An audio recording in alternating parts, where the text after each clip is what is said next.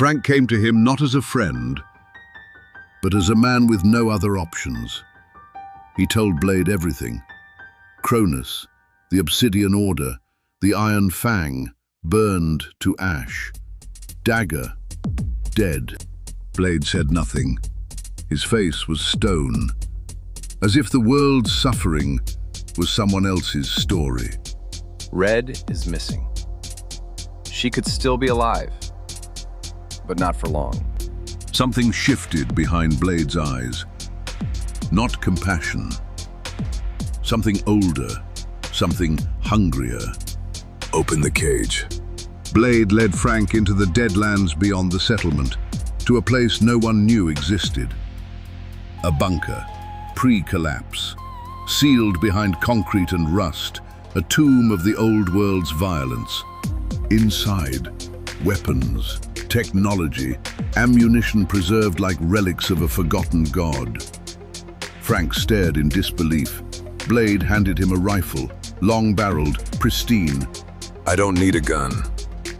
I need them to see my face when they fall. Blade took control as though he had never lost it. Choke points, kill zones, traps built from ruin and rope. The settlement's fighters obeyed him, not out of loyalty, but fear. He moved through them like a blade through fog, efficient, silent, absolute. Frank watched from the walls and wondered if they had unchained a savior or something far worse. Frank's scouts captured an Obsidian Order rider near the eastern ridge. Blade asked to speak with him. No one objected. What happened in that room took less than 10 minutes.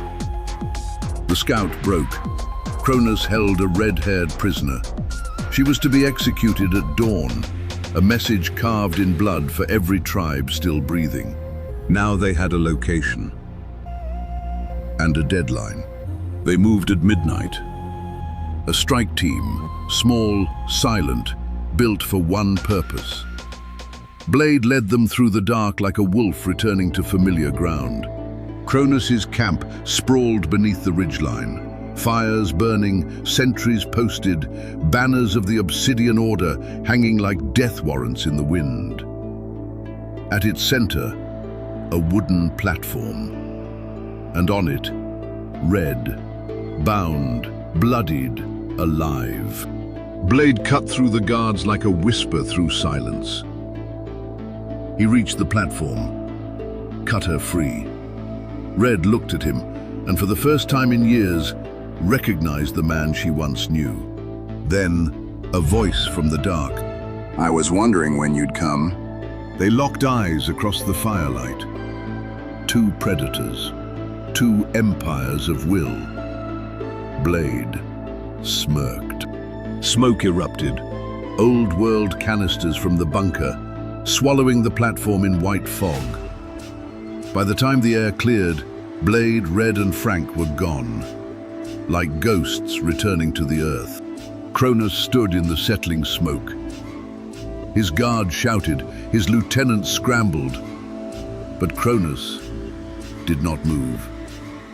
His expression did not change. He had heard the stories, the prison, the exile. He had dismissed them. He would not make that mistake again. Good. Now it's worth my time.